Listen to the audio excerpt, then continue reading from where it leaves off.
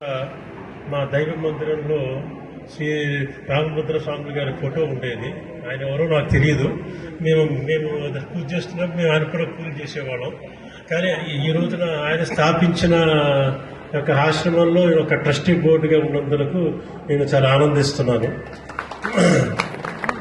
అలాగే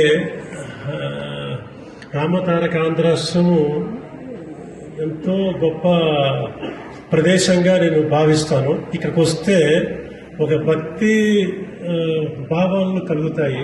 ఇక్కడ వాతావరణం కూడా ఏ ఆశ్రమం కూడా నాకు ఇలా కనిపించదు.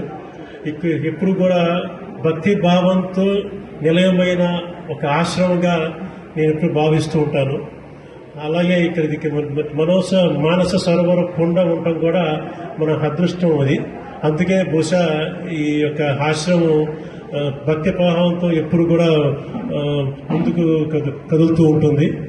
అలాగే ఇప్పుడున్న మేనేజింగ్ ట్రస్టీ సుందర శాస్త్రి గారి ఆధ్వర్యంలో ఇప్పుడు కాశీ వాసి ఒక భవనం అనేది ఒకటి నిర్మించబడింది. అలాగే కాశీ కైలాస భవన్ అనేది ఇంకొక భవనం కూడా నిర్మించడం జరిగింది. ఇంక మూడో భవనం కూడా త్వరలోనే నిర్మించబోతున్నాము.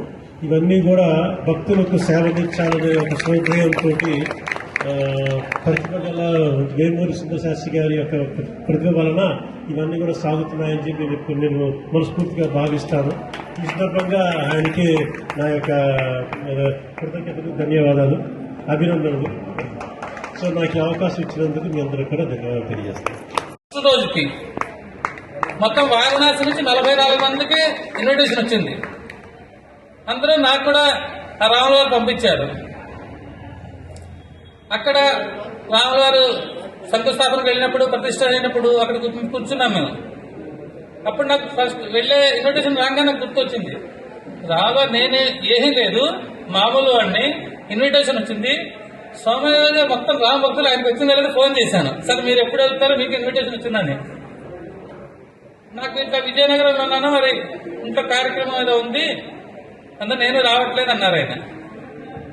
ఎందుకంటే రామ భక్తులు రాముల వరకు వాళ్ళు పంపిస్తున్నారంటే ఇక్కడ కూడా ఉంటుంది. కానీ అక్కడ ఆ ఫస్ట్ రోజు అక్కడ పరిస్థితి చూస్తే నిజంగానే అందరికీ వెళ్ళమని నీళ్ళు వస్తాయి ఇక్కడ అయోధ్య. అట్లా ఆ సందర్భంగా ఈ సంవత్సరం మనకు కుదిరింది శ్రీరామ సామ్రాజ్య పట్టాభిషేకం చేసుకున్నామని మనం అనుకున్నాము. మేము కూడా ట్రస్ట్ బోర్డులో పెట్టాము, ఇట్లా చేద్దాము, దీనికి తిరుగులేదు, ఫస్ట్ ఇదే పని అన్నారు. నేను మంచి పనికి ఎప్పుడు ఎక్కడ ఆటంకం ఉండదు. అందులో రాముల వారి కార్యక్రమం, దేవుడి కార్యక్రమం అంటే ఎక్కడ ఆటంకం ఉండదు.